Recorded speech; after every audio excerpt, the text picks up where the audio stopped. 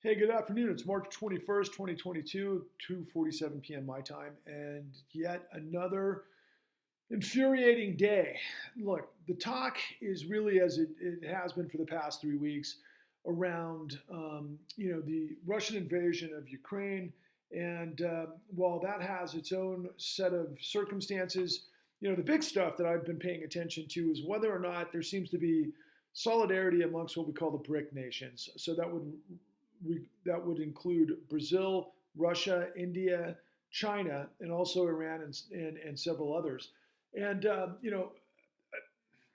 something that I had considered a long time, well, not a long time ago, but early in this process was: is it possible that Putin, because he is a grand wizard of chess, and it's pretty much the Russian pastime, like ours is baseball, and national pastime, I should say.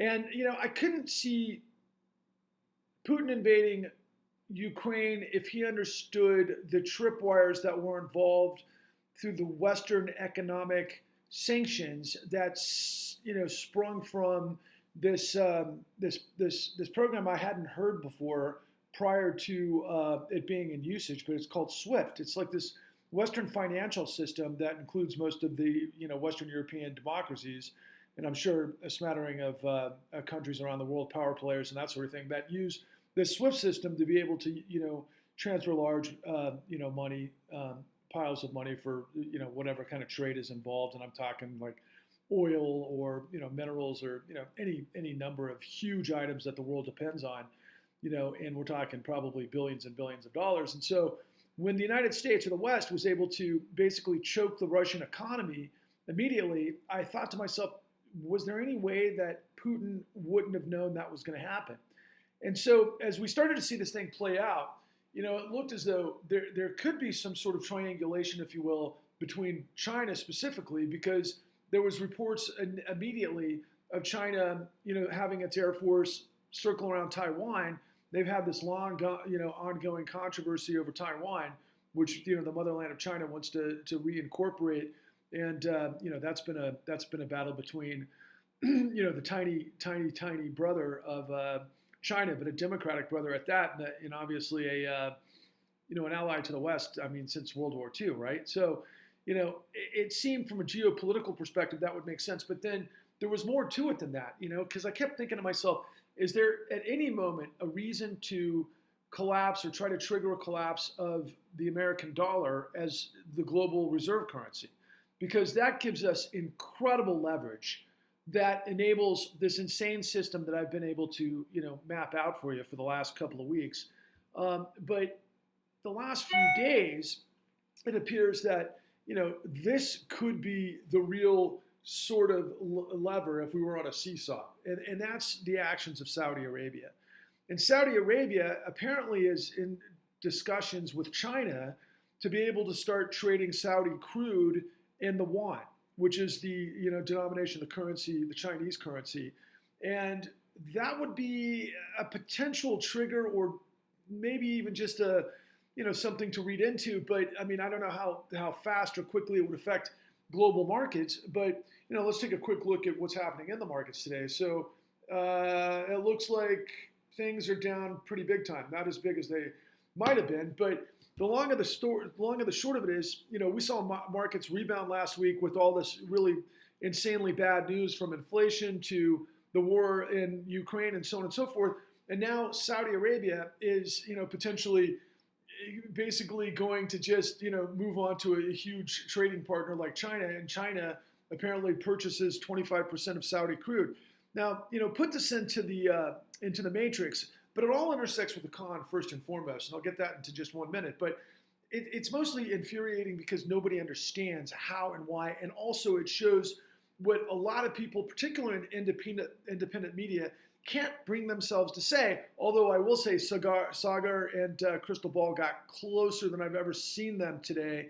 But it's infuriating, and it always has been infuriating every time I hear the name Saudi Arabia.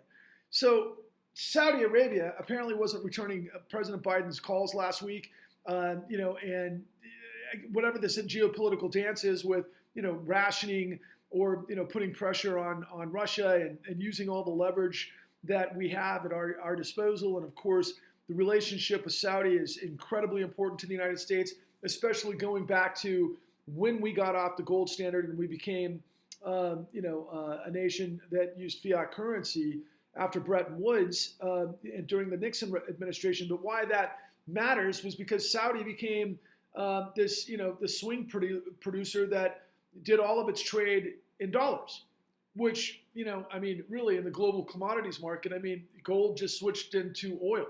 And like 75% of the global market is dependent on oil. And so Saudi, being the huge producer that it is, has an incredible influence. But of course, oil is all Saudi has. So Saudi has, so much invested with the United States in our economy, and always has, or at least the last 40 years. When I grew up in Texas, I used to see Saudis and sheiks, driving around in convertible Cadillacs with the horns and the steers on the front of the hood, with their Texas counterparts. And so I was aware of the Saudis going way back.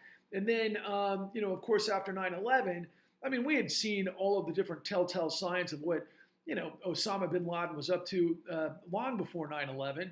And then when 9/11 hit, it was just, this whole thing is ridiculous because there's no way that Saudi Arabia, the country, because of the way it's organized as this monarchy, that everybody within, the hierarchy of power didn't know who Osama bin Laden was or what he was involved with, considering the bin Laden family was, the largest construction company in Saudi Arabia, and everything that goes with that, with bin Laden in Afghanistan and working with the CIA first, and then, of course, how that led to 9/11. So at the very least, Saudi Arabia has its fingerprints all over 9/11 because they exported Wahhabism. They, basically cultivated bin Laden's, sort of aims with Al-Qaeda, and how that came through the whole process. The only question I've ever had, because I know that Saudi has had, what's the term that they used? The bottom line is they provided material support. They provided material support to the Saudis, the cells, the sleeper cells, the hijackers that were in Jacksonville and Florida, and that's public information. And it was provided by, his name eludes me at the moment, but he was all over American news, in the early 2000s, hanging out. Bendar Bad Bush is what they used to call him, because he was, with Bush all the time, but he was also heavily involved with Fox.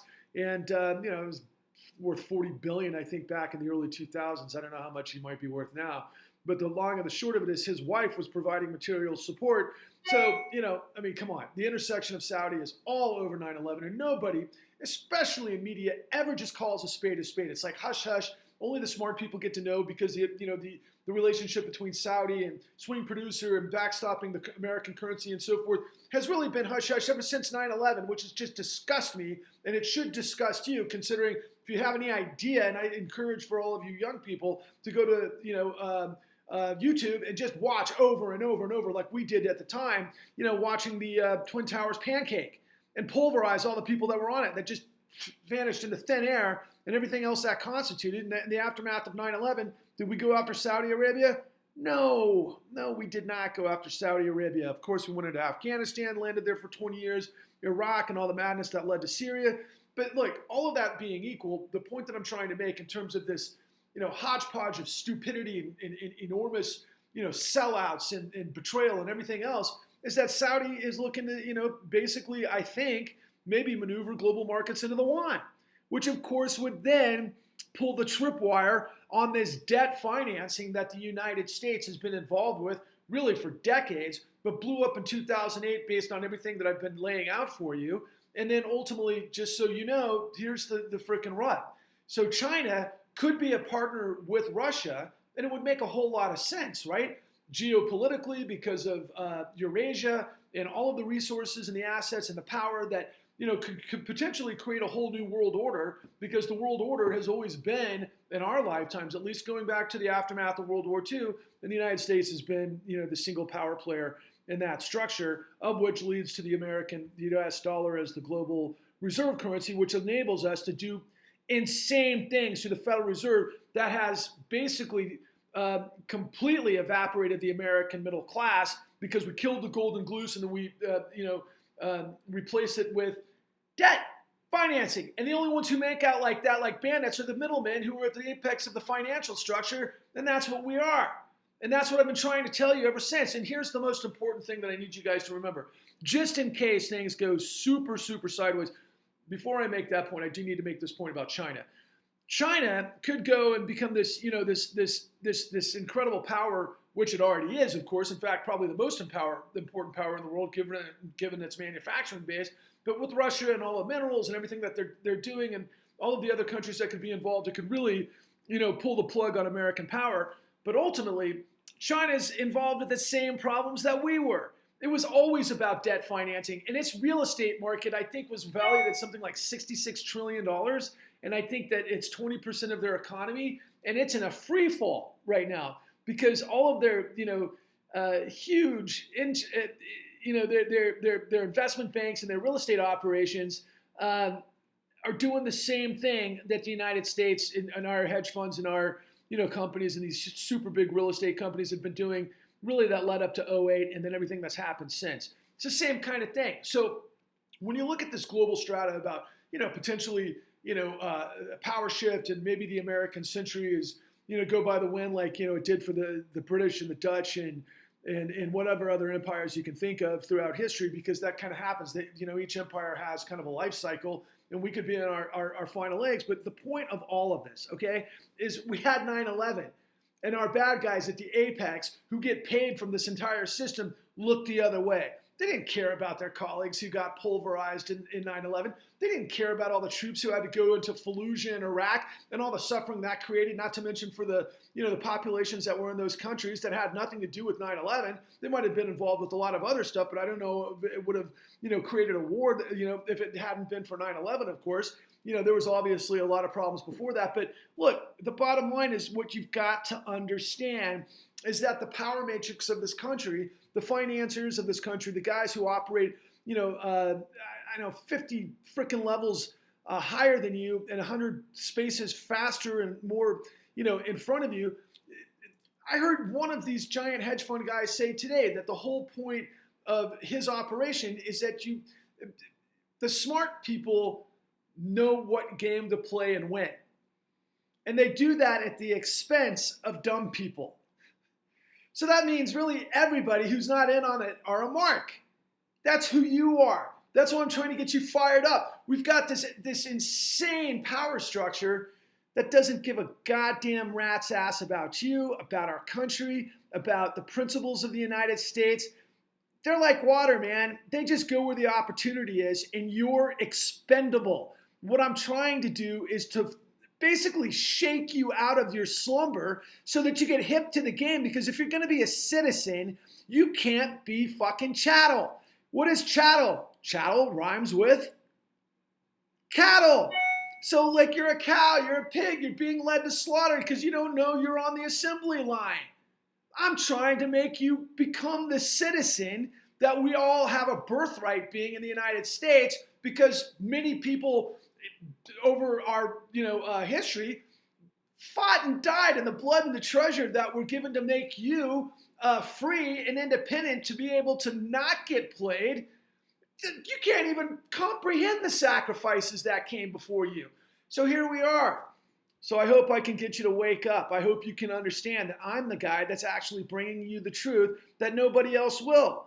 And I'm trying to create a movement that reestablishes life, liberty, and the pursuit of happiness, and liberty and justice for all, predicated on the integrity of law.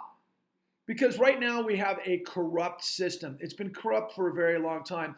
You've got to be able to get the facts and understand the systemology and understand who did what, when, and how, and who covered it up to understand corruption. You just can't point and say, oh yeah, the game is rigged.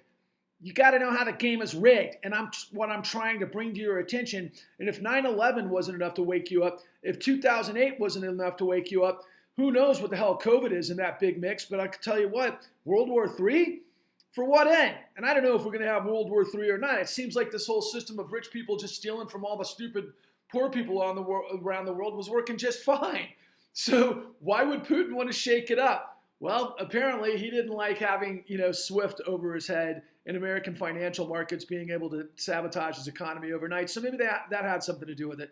Who knows? All I can tell you is, please go to YouTube and check out Patrick Lovell Truth Bombs the Con, and like and subscribe. That'll be the alternative if they shut me down on TikTok. And then, if you have any information for me, please reach out to me on LinkedIn, on Facebook, on Twitter, and Instagram. And I guess that pretty much covers it. So anyway, I hope you guys have a great day, and I hope we can get together quickly because our lives depend on it. Onwards and upwards.